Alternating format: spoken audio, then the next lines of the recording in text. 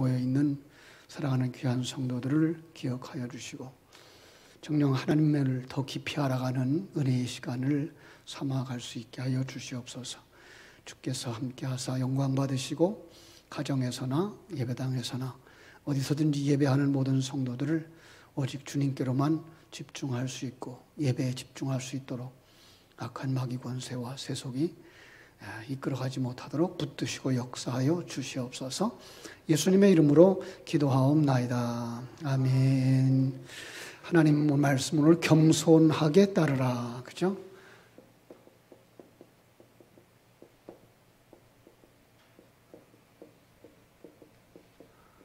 아, 1월달 계속해서 우리 이 공과의 내용이 이제 순종에 이르신 것을 볼 수가 있죠. 그죠? 그래서 지난주 말씀 생각나시나요? 지난주 말씀 생각 안 나면 주보에 있죠. 그죠? 주보에 담대하게 하나님을 따르라 라고 하는 말씀이었죠. 그죠? 김남준 목사님이라고 계시죠? 우리 장규철 목사님, 장규철 집사님 따님 결혼해서 간 그 교회가 이제 김남준 목사님 교회인데 그분이 책을 많이 썼어요. 그분의 책 가운데 죄와 은혜의 지배라는 죄와 은혜의 지배라고 하는 이런 책 속에서 그분은 이렇게 말씀하셨어요. 신자가 거듭나는 순간 하나님은 자신의 생명을 그 사람 안에 심으신다. 그리고 그렇게 신자 안에 심어준 영적 생명은 사라지는 법이 없다. 그런데 문제는 이렇게 심겨진 하나님의 은혜의 생명은 저절로 자라는 것이 아니라는 데 있다. 자, 그것은 거룩한 마음과 성결한 생활 속에서만 자라난다. 그 하늘의 생명, 그죠? 하나님의 생명. 어떻게 자라날까요? 토양이 있어야 되죠. 기초적인 토양이 있어야 되고요. 거기에 뭐가 있어야 돼요? 그죠? 비가 있어야 되고 비료가 있어야 되죠. 거름이라고 말할 수가 있겠죠. 그분은 이렇게 얘기를 했어요. 나무가 양분과 비와 햇빛을 충분히 받고 적정 온도가 유지되어야 땅속 깊이 뿌리를 내리고 가지가 뻗어 성장하는 것처럼 중생하는 성도들도, 그죠? 중생과 함께 심겨진 하나님의 생명도 순결한 마음과 죄를 죽이는 생활 속에서 아름답게 성장한다. 이렇게 얘기를 했어요. 그죠? 거기도 역시 뭐예요? 하나님의 생명은 토양이 있어야 되고, 비가 있어야 되고, 비료가 있어야 되는 거죠. 자, 이걸 우리는 뭐라고 말할 수 있을까요? 이거는 마음 심자를 쓸 수가 있겠죠. 그죠? 마음의 바탕, 우리 신앙의 바탕이라고 말할 수 있어요. 이거는요, 위로부터 내려오는 은혜죠. 하나님의 은혜를 덧입지 아니하고서는 자라날 수가 없다. 자, 그래서 이런 얘기를 했어요. 오래 교회에 다녔다고 해서 반드시 영적으로 성장한 사람이 되는 것은 아니다. 우리 안에 심겨진 하나님의 은혜의 생명은 성화의 이치를 잘 깨닫고 죄를 죽이는 경건한 생활을 하며 진리의 말씀을 따라 거룩한 삶을 실천할 때 풍성해지고 성장하고 완성됩니다. 라고 말을 했어요. 자, 정말 중요한 내용을 얘기를 하고 있죠. 자, 우리 한번 생각해 봅시다. 나는 내 안에 하나님이 생명이 있다. 내 안에 하나님의 생명이 있다. 어떻게 그거를 깨달을 수가 있나요? 어떻게 확신할 수 있을까요?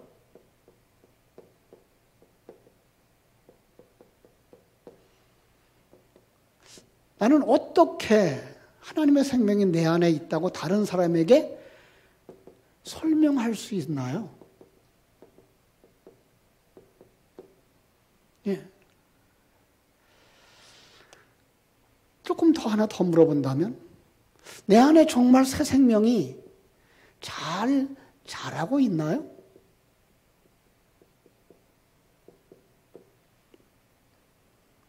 그것도 마찬가지예요. 어떻게 그걸 확신할 수 있죠? 다른 사람에게 내 속에 새 생명이, 하나님의 생명이 잘 자라고 있어요. 어떻게 설명할 수 있죠? 아마 막연할지도 몰라요. 왜냐하면 그동안 우리는 이런 부분을 구체적으로 생각하거나 토론해 본 적이 없고 대답을 해본 적도 없을 줄 몰라요. 중요한 부분인데요. 그죠? 이게 뭐가 되겠어요, 이게? 하나님의 생명이잖아요. 씨앗이란 말이에요. 이게 씨앗이 토양을 만나요. 그죠? 사실 이 토양도 하나님이 만드시지만 이게 우리 바탕이거든요. 그 속에서 계속해 주시는 하나님의 은혜의 말씀, 진리의 말씀을 통해서 우리가 자라나고 있는데 우리가 이 부분에 대한 것을 전혀 생각하지 못하고 있다면 여기서 어떤 싹이 나겠어요? 이 씨앗이 없으면 다른 씨앗이 싹이 나겠죠. 그죠? 예. 아무리 좋은 은혜를 받아도 이 씨앗이 없으면 다른 것으로 자라나겠죠. 그죠? 여기에 아주 중요한 부분이 있는 거예요. 그죠? 우리 아주 쉬운 얘기로 우리 초등학생들 더하기 빼기를 가르치죠. 그죠? 그 다음 애가 이제 구구단으로 가요. 구구단으로 가서 곱하기를 배우고 나누기를 배우는데 얘가 더하기 빼기를 할 줄 몰라요. 그러면 그 수학 문제 답이 잘 나올까요? 잘 나오지 않아요. 그죠? 더하기 빼기가 안 되면 곱하기 나누기를 아무리 잘해도 정답을 낼 수가 없어요. 조금 한 단계 위로 올라가서 중학생쯤 되면 요즘은 뭐 초등학생들도 그렇게 배웁니다만은 인수분해라고 하는 걸 가르쳐 주죠. 그런데 그걸 아무리 잘 가르쳐도 그 사람이 곱셈, 나눗셈이 안 되면 정답이 나오질 않아요. 이만큼 기초가 중요한 거죠. 그게 안 될 때 우리는 뭐라 그래요? 기초가 없다라고 얘기를 해요. 자, 기초가 없다. 그러면 정말 실상은요, 아무것도 아닌 거예요. 여러분, 기초 없는데 큰 집을 지을 수 있나요? 기초 없는데 높은 집을 지을 수 있나요? 그럴 수 없어요. 신앙생활도 마찬가지예요. 신앙생활에 기초가 없으면 성장하는 과정 속에서 가로막히는 일들이 발생하죠. 자신의 약점이 노출되면 부끄럽고요. 나중에 그런 거 물어보는 것조차 불평하게 되어지고요. 심지어 나중에 떠나버리죠. 그 기초, 그걸 뭐라고 그래요? 하나님의 생명이라고 말할 수가 있는 거죠. 그죠? 여러분, 그런데 하나님의 생명은 어떤 것일까요? 내가 하나님의 생명을 가졌어요. 어떻게 설명할 수 있어요? 나 착하게 살아요. 나 남에게 욕하지 않아요.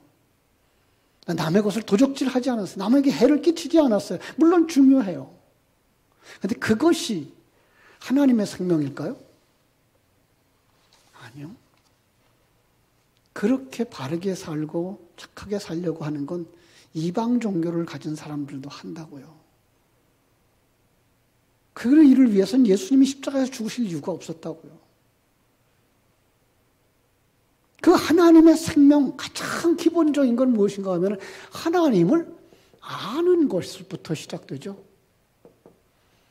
이건 지식적인 것만 이야기하고는 있지는 않아요. 성경이 말하고 있는 안다는 건 그와 하나 되어지는 걸 이야기하고 있기 때문에 그래요. 그죠? 근데 그 하나님과 하나 되어지기 위해서 어떤 조건이 필요한가 하면 떠나야 되는 거죠. 아브라함이 그랬어요. 본토 친척 아비집을 떠나 내가 내게 지시할 땅으로 가라. 이스라엘 백성들이 출애굽의 과정조차도 애굽에서 그들을 떠나도록 하는 거였죠. 그죠? 떠나야 되는 거예요. 신약으로 와도 마찬가지예요. 예수님의 제자들 주님이 불러요. 나를 따라오너라. 그러면 그들은 뭐 해야 되죠? 배도 버려두고 아버지도 버려두고 마태 같은 경우는 자기 좋은 일거리, 그죠? 세관에 앉았다가 그걸 버려두고 떠남부터 시작되는 거예요. 여러분 어디서 떠난다요? 아주 아브라함에게로부터 가면 돼요. 그가 살았던 곳, 우상숭배하면서 세상이 전부인 줄 알고 살았던 세상적인 가치관으로부터 떠나는 작업이죠. 예. 근데 그 떠나면 어디로 가야 되는지를 안 가르쳐 주면 떠나질 않아요. 우리 신앙생활을 가르쳐야 되는 우리 교사들, 우리 구역장님들, 우리 사역자들은 바로 이 부분에 있어서 우리가 철저하게 준비되어져 있어야 돼요. 그래야 그들을 가이드할 수 있어요. 다른 사람에게 헤엄을 치는 걸 가르치려면, 수영을 가르치려면 내가 뭐 할 수 있어야 돼요? 수영할 수 있어야 되는 것처럼. 다른 사람을 그 옛사상과 옛사람의 습관, 세속적인 가치관으로부터 떠나게 하려고 그러면 나가야 될 곳을 내가 알아야 되고 가봐야 되고 누릴 수 있어야 그들을 이끌어갈 수가 있는 거죠. 그렇죠?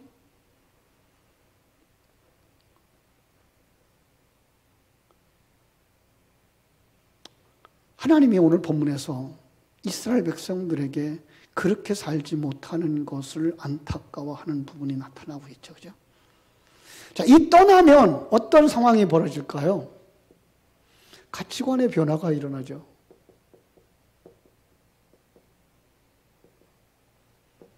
또 다른 말로 말하면 관점의 변화가 일어나고요. 그리고 경쟁 구조에서 떠나서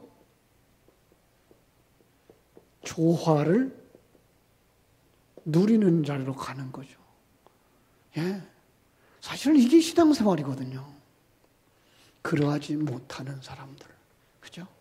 오늘 26절에서 하나님이 모세를 통해 이스라엘 백성들에게 요구하는 말씀이 있습니다. 26절 다시 한번 볼까요? 모세가 회중에게 말하여 이르되 이 악인들의 장막에서 떠나고 그들의 물건을 아무것도 만지지 말라. 그들의 모든 죄 중에서 너희도 멸망할까 두려워하노라. 뭐 하지 말라? 악인들의 장막을 떠나라는 거예요. 그들의 물건에 접촉하지 말라라는 거죠. 떠나라. 만지지 마라. 그러면 망한다. 이렇게 말씀하고 있는 거예요. 떠나야 되는 거죠. 그죠? 만지지 마라. 여러분 성경 속에 만진다는 건 그것과 하나 되어지는 그런 거예요. 혈루증 여인의 이야기를 알죠. 예수님의 옷가에 와서 겉옷에 손을 댔다라고 하는데 그 손을 댔다라는 말이 악교풀로 붙였다예요. 그러니까 만진다고 하는 건 그와 하나 되어짐을 얘기하는 거죠. 그와 하나 되지 마라. 하나 되면 어떻게 된다? 망한다. 어떻게 살아야 돼요? 시편 1편으로 갈까요? 복 있는 사람은 어떻게 살아야 돼요? 악인의 꾀를 쫓지 아니하고 죄인의 길에 서지 아니하고 오만한 자의 자리에 앉지 아니하는 거죠. 그죠? 더 적극적으로 말하면 악인의 꾀를 따르지 마라. 죄인의 길에 서지 마라. 의인의 그 오만한 자의 자리에 앉지 마라. 어떡하라고요? 오직 여호와의 율법을 즐거워하고 그 율법을 주야로 묵상하거라. 이렇게 말씀하시는 거죠. 그걸 신명기 6장 3절, 5절 토라죠. 뭐라고 말하죠? 이스라엘아 듣고 삼가 그것을 행하라. 그리하면 내가 복을 받고 내 조상들의 하나님 여호와가 내게 허락하심과 같이 젖과 흐르는 땅으로 내가 크게 번성하리라. 너는 마음을 다하고 뜻을 다하고 힘을 다하여 네 하나님 여호와를 사랑하라. 토라입니다. 하나님을 아는 사람이라면, 하나님의 생명을 가진 사람이라면 하나님의 말씀 앞에 뭐하라? 겸손하게 순종하라.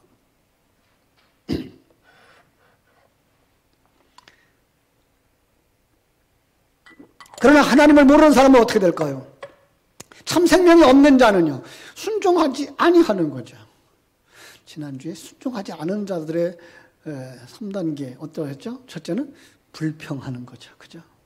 두 번째가 반역하는 거죠. 세 번째가 뭐야? 배교라 그랬죠. 그 모습이 출애굽기 과정 속에 나오는 광야에서 그들이 겪었던 옛사람의 성품들이라고 얘기를 했어요. 그건 모세와 아론을 대항하는 것이 아니라 하나님에 대항하는 것이고 하나님에 대하여 불신하는 것이다. 때문에 가데스 바네아 사건, 그죠? 10명이 아무리 보고 온 것이 옳다라고 주장을 하지만 그것이 하나님의 뜻에 따르지 아니할 때 그것은 옳은 것은 아니라는 거예요. 요즘 교회가 민주화되어져야 된다. 사람들의 뜻이 의견이 관철되어야 된다. 그런데요, 교회는 그렇지 않아요. 사실 교회는 성경이 근거가 되어져야 되고요. 예. 그래서 권위를 세워주신 그 권위자들 앞에 순종하도록 배워져 가는 거예요. 그게 그 사람이 옳아서도 아니고요. 그렇게 가면 성공할 수 있어서도 아니고 돈을 벌 수 있어서도 아니고요. 그 속에서 뭐 할 수 있어서 하나님의 생명이 자라나도록 순종의 자리로 가도록 가르친 거예요. 그 가장 기본적인 단위를 에베소서 5장에서는 아내들에게 요구하죠. 남편에게 순종하라. 그죠? 복종하라 그래요. 부모에게 순종하라. 권위자들에게 순종하라. 거기서 뭘 배우는 거예요? 순종. 순종하기 위해서 어떻게 해야 되죠? 자기를 부인하는 삶이 필요한 거죠. 자기 부인하는 삶이 필요한 거고, 자기를 십자가에 못 박는 삶이 필요한 거죠. 그죠? 그렇지 않으면 순종할 수가 없어요. 예. 내가 더 잘한다고 생각하고, 내가 더 똑똑하다고 생각하고, 내 방법이 더 옳다라고 생각해 보세요. 어떻게 저 사람의 말을 순종할 수 있겠어요? 근데 하나님은 그럼에도 불구하고 부모의 권위를 세워주셨어요. 순종을 배우도록. 가정 속에서 남편의 권위를 세워주셨어요. 순종하도록. 그죠? 직장 안에서 상사에게 순종하도록. 근데 오늘날 그걸 자꾸만 벗어버리려고 그러죠. 나의 유익을 위해서, 나의 이익을 위해서. 세상은 그게 맞을지 몰라요. 그래서 교회는 그렇게 가면 안 되죠. 하나님의 사람들은 그렇게 가면 안 돼요. 그건 하나님이 없을 때, 하나님이 없을 때에 자기들의 주장을 관철시키고 자기들의 의견을 관철시키려고 하는 사람들의 행동이고요. 우리는 누구를 믿는 사람이에요? 하나님이 섭리하신다는 사실을 믿는 사람들이고요. 하나님이 그 속에서 나를 재창조하고 있다는, 저는 이 말씀을 준비하면서 재창조란 말보다도 이 과정 자체가 하나님이 창조하는 과정이로구나를 생각해서 아마 재창조란 말도 이제는 쓰지 말아야 되지 않겠나라는 생각을 해요. 왜? 지금도 만들어가고 있는 거예요. 이 땅에 태어나서부터 하나님의 생명을 가지고 그리고 옛사람 벗어버리고 새 사람으로 완성되어져 가는 과정을 거쳐서 새 하늘과 새 땅에 들어갈 수 있을 때가 완성되어지는 거지. 재창조라는 말은 무슨 말이에요? 처음 만들어놨던 사람이 완전했다라고 생각을 하고 있기 때문에 타락을 거쳐서 지금 망가졌기 때문에 다시 창조한다는 생각을 가져서 재창조라고 말하는 건데 그것까지도 창조의 과정. 왜? 하나님은 실패하는 하나님이 아니니까. 그럼요. 그리고 그렇다면 그걸 우리의 시작을 우리가 시작해야 되는 그 환경을 설명하기 위한 하나의 도구로 우리에게 제시해 주신 사건들이었다라고 볼 수 있어야 된다라는 생각을 가지게 되는 거죠. 그죠? 그러니 불신앙의 사람들 어떻게 한다고요? 그 권위에 대해서 불평한다고요. 반역한다고요. 데모한다고요. 예. 그게 세상에서만 일어나지 않고 지금 어디서까지 일어나요? 교회 안에서까지 일어난다고요. 이건 누구 책임이에요? 목사 책임이죠. 누구 책임이에요? 장로님 책임이죠. 교회를 이끌어 가라고 목사를 세웠고 교회를 이끌어 가라고 장로를 세웠기 때문에. 그런데 지금 그 문화가 무너지고 있어요. 그게. 장로님들의 모임, 당회 의견의 결과 우리들의 의견이 더 나은데요. 이렇게 하는 게 더 좋겠어요. 건강하게 제안을 하시라고요. 그러면 당회에서 심사숙고해서 그것을 의견을 다시 내고 그래도 권위를 세워서 이끌어 가겠다라고 생각하면 따라오시면 되는 거예요.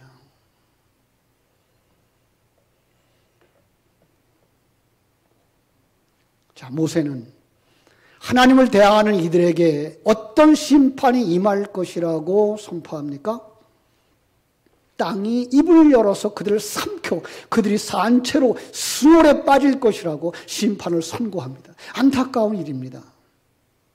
그들 수없이 많이 봤어요. 고라 일당이 하나님의 은혜를 경험해보고 누구보다 앞서서 하나님의 직무를 감당했던 사람들이었는데 하나님을 알지 못하는 이방인들과 같이 똑같은 행동을 하는 거예요. 여러분 그거 고라자손만 그런 게 아니라 지금 오늘을 사는 내 속에 그게 있다는 거예요. 성도들 속에. 그죠? 마치 바리새인들처럼 유대인들처럼 나는 선민이야. 나는 하나님의 은혜를 입은 사람이야. 나는 예배하고 봉사하고 절기를 지키고 제사를 지내고 있어. 그런데 예수님은 여전히 그들에게 말씀하시는 것이 뭐예요?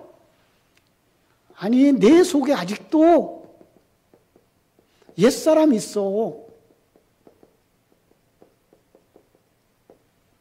예. 그것을 보여주는 것이 광야길에서의 불평, 반역, 배교하는 모습이었죠. 그러면 어떻게 하신다고요? 너희들은 망한다. 그게가 오늘 본문이에요. 경고하시는 거죠. 여러분, 그 경고를 들으면 뭐 해야 돼요? 회개해야 되죠. 회개를 촉구하는 거죠.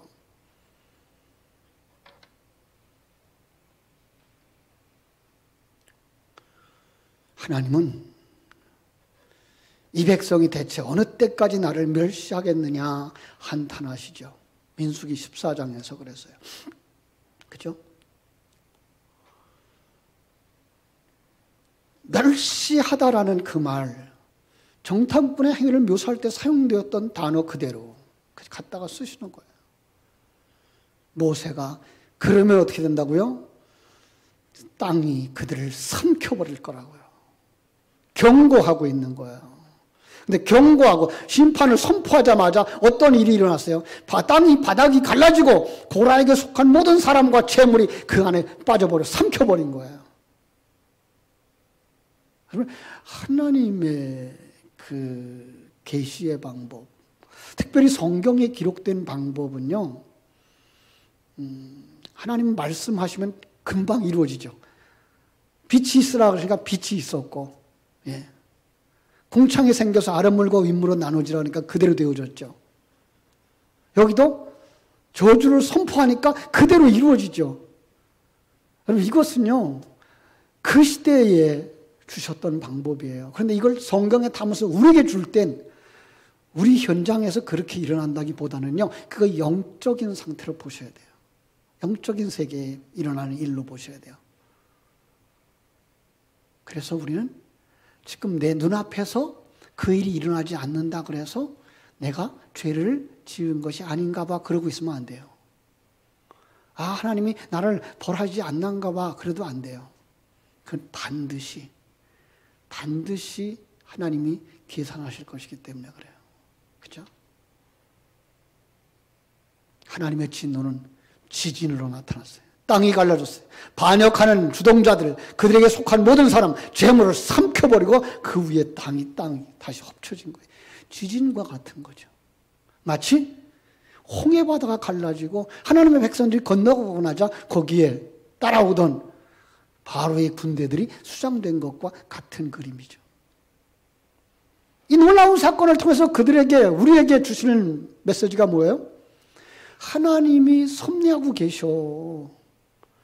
이 역사를 하나님이 섭리하고 계셔. 예.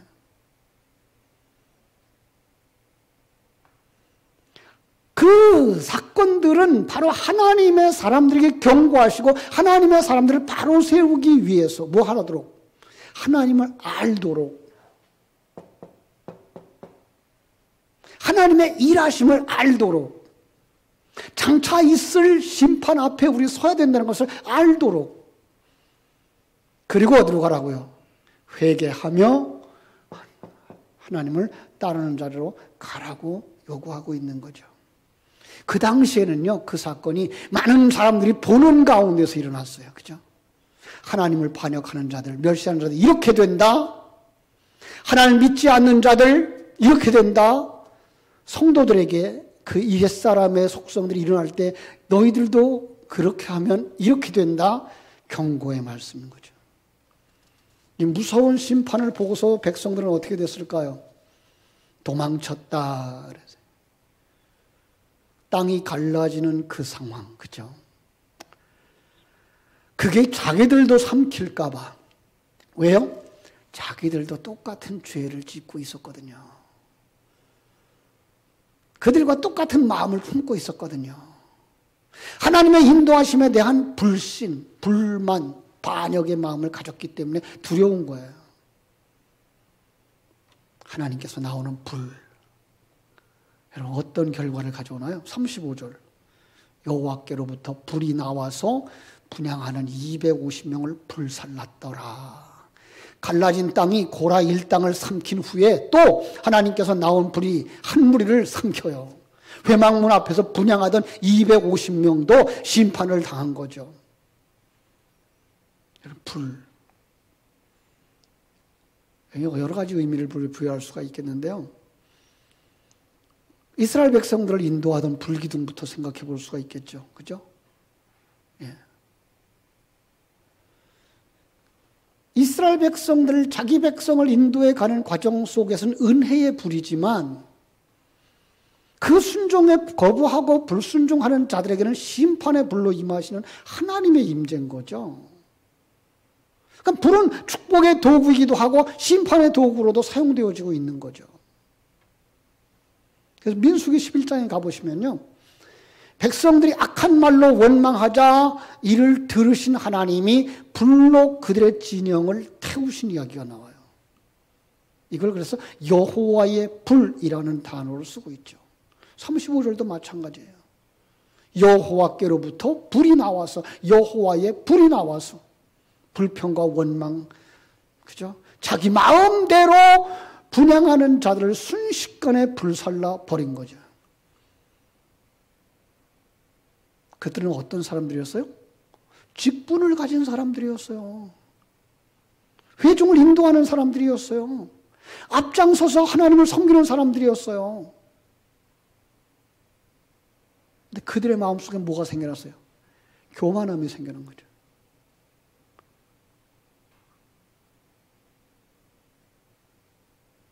여러분, 정말 교회 안에서 직분을 가지는 게가 세상적으로는 자랑스러울지는 몰라요. 근데 하나님 앞에서는요, 조심스러운 일이에요. 뭐 하기 쉽기 때문에? 교만하기 쉽기 때문에. 그죠? 자기를 돌봐야 돼요. 우리 자신부터. 어떤 마음이 필요해요? 겸손한 마음. 순종하는 마음. 겸손한 사람은 하나님의 뜻을 구하죠. 우리는 고라와 다단, 아비람, 그죠? 그리고 250명 그들의 지휘관들이 반역 가운데 모세가 취했던 행동을 통해 어떤 모습이 겸손한 모습인가를 배울 수 있어요. 지금 그들은 교만이 싹 터서 올라가고 있는데 거기에 대조를 이루고 있는 모세는 어떠했어요? 그들 앞에서 화를 내거나 자신의 감정대로 행동하지 않았어요. 이거 우리가 배워야 될 일이에요. 그들을 보고 있기 때문에. 우리 주님도, 우리 하나님도 우리들의 범죄하고 우리들이 그렇게 행하는 것 가지고서 분노하지 않아요. 왜? 뻔히 알았으니까. 뻔히 아니까. 그래도 많이 좋아졌어. 그리고 기다리시죠. 그래도 많이 좋아졌어. 그때보다는 훨씬 나아졌어. 그리고 그게 모세의 입장이에요. 그리고 모세는 어떠한 행동과 말을 하기 이전에 하나님 앞에 엎드렸어요. 바로 이게 겸손한 사람의 모습이고 하나님을 따르는 사람의 모습이에요. 겸손한 사람은요, 자기 뜻대로 하지 않아요. 자신의 방법대로 하지 않아요. 하나님의 뜻을 구하고 그 뜻대로 순종하죠. 그죠? 하나님의 사람, 감사하는 사람, 겸손한 사람은 하나님이 주신 것에 대하여 불평하지 않아요. 그냥 감사하고 만족하고 순종하려고 최선을 다하죠. 그죠? 그런데 고라와 그 일당은 어떻게 됐어요? 불평했어요. 왜 불평했을까요? 모세와 자기를 비교했기 때문에. 전에도 아론과 미리암이 누구와 비교를 해요? 모세와 비교를 했기 때문에 뭐가 일어나요? 불평이 일어나는 거예요. 그들 비교는 어디 거예요? 세상 거예요. 세상의 경쟁 구조예요. 하나님은 어떻게 돼요? 조화를 이루시는 하나님이에요. 합력하여 선을 이루시는 하나님이에요. 네.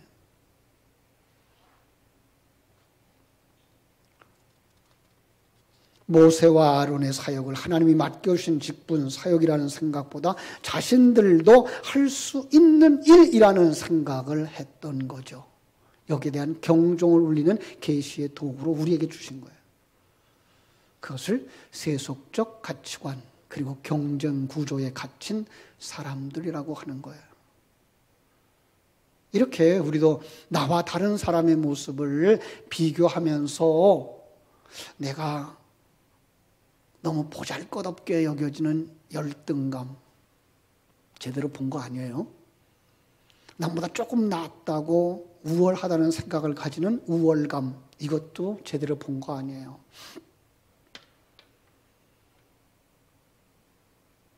우리는 뭐 할 수 있어야 돼요? 감사할 수 있어야 돼요. 지금 이대로 감사할 수 있어야 돼요. 나를 만드신 이가 하나님이시고요. 지금까지 그런 경험들을 하도록 해주신 분이 하나님이시고요.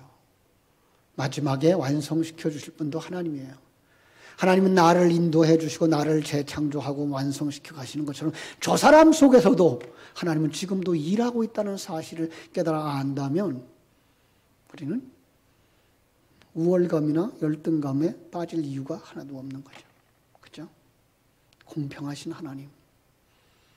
우린 모두 다 하나님의 걸작품이라는 사실이죠. 지금은 아직 완성되지 않았어요. 지금 가지고 평가하지 마세요. 지금도 누가 일하고 계셔요? 하나님이 일하고 계셔요. 자, 오늘 말씀을 가지면서 우리 한번 정리해 보십시다. 나는 정말 세상적인 가치관을 그대로 가지고 있어서 세상 사람들을 생각하는 것처럼 똑같이 생각하고 살고 있는 것은 아닌가. 세상 사람들이 가지고 있는 경쟁 구조에 휩싸여서 우월감을 가지거나 열등감을 가지거나 남만큼 가지지 못한 것에 대하여서 불편해하고 있지는 않는가. 그죠? 그거 어떻게 돼요? 버려야 되죠. 그 자리에서 떠나야 돼요. 그리고 하나님이 주신 생명을 가져야 돼요. 하나님이 주시는 가치관을 가져야 돼요. 나를 창조하신 이가 하나님, 저 사람을 창조하신 이가 하나님, 여기까지 인도하신 분이 하나님. 이 만남을 통해서 우린 또 더 나은 내일로 성장해 갈 것을 바라다보는 믿음이 필요한 거죠. 그죠? 혹시 내 속에 버려야 될 것들은 없는지. 나도 아직 여전히 애굽적인 가치관, 애굽적인 사고관, 세상의 그 경쟁에서 남을 밟고라도 올라가고 싶은 생각이 남아있다면 그것은 내가 버려야 될 것, 떠나야 될 것이죠. 한번 생각해 보세요. 우리의 삶의 영역에서 어떤 부분에서 불평과 원망을 가지고 있다면 그 원망과 불평하는 이유가 뭔지 한번 적어보세요. 지난 주일날 영상 메시지 생각나시나요? 불평들을 불만으로 만들지, 불만을 불평으로 만들지 마라. 그죠? 그럼 불평을 하려고 그러면 차라리 글로 써봐라. 왜 그런지 아세요? 내가 말하고 내가 듣고 내 가슴에 새기는 것보다 무서운 게 없거든요. 그건 오래 가거든요. 깊이 들어가거든요. 정말 우리가 하나님의 사람인가? 정말 이웃을 섬기고 하나님을 섬기는 예수의 사람인가? 내 삶의 자리에서 아직도 불평하고 원망하는 것들이 있다면 내려놓을 수 있게 해달라고, 그리고 겸손과 감사의 삶을 살 수 있게 해달라고 기도하십시오. 그리고 여호수아처럼 한 걸음 더 나아가서 갈렙처럼 겸손하게 따르는, 순종하는 자가 되게 해달라고 기도하면 주님께서 은혜 베풀어 주실 줄로 믿습니다. 이 시간 우리 다 같이 한번 기도할 텐데요. 내가 누군지, 어디서 와서 지금 무엇을 하며 어디로 가는 사람인지 확신하게 해달라고, 하나님이 내게 요구하는 것이 무엇인지 하나님의 뜻을 깨닫게 해달라고, 말씀에, 권위에, 질서에 순종하는 사람, 겸손하게 따르는 사람이 되게 해달라고 우리 한 1분 동안만 통성으로 기도하겠습니다. 고마우신 우리 아버지 하나님, 크신 은혜와 사랑을 감사하옵고 감사합니다. 성령 하나님께서 베풀으신 큰 은혜, 무엇이건대 우리를 이 땅에 태어나게 하셨고 예수 생명을 가진 자가 되게 하셨고 하나님 앞에 영광 돌 수 있는 믿음의 사람이 되게 해주셨는지, 지금까지 지내온 것 주의 크신 은혜입니다. 내가 지금 무엇을 하고 있는지, 나는 지금 어디를 향하여 가고 있으며 어떤 사람으로 완성되어질지 아버지 하나님 우리에게 보여주시옵소서. 깨닫게 하여 주시옵소서. 알게 하여 주시옵소서. 그리고 하나님이 이 환경 속에서 내게 요구하는 것이 무엇인지 그 하나님의 뜻을 깨닫게 해주시기를 간절히 소원하며 그 하나님의 뜻 앞에 순종할 수 있는 사람들이 되게 하여 주시기를 아버지의 간절히 바라옵고 원합니다. 정령 아버지의 말씀에 순종할 수 있게 하여 주십시고, 권위에 순종할 수 있게 해주시고, 질서에 순종할 수 있게 해주시고, 아버지 하나님 겸손하게 따라가면서 배울 수 있는 하나님의 사람들이 되게 하여 주시옵소서. 우리 구주 거룩하신 예수님의 이름으로 기도하옵나이다. 아멘.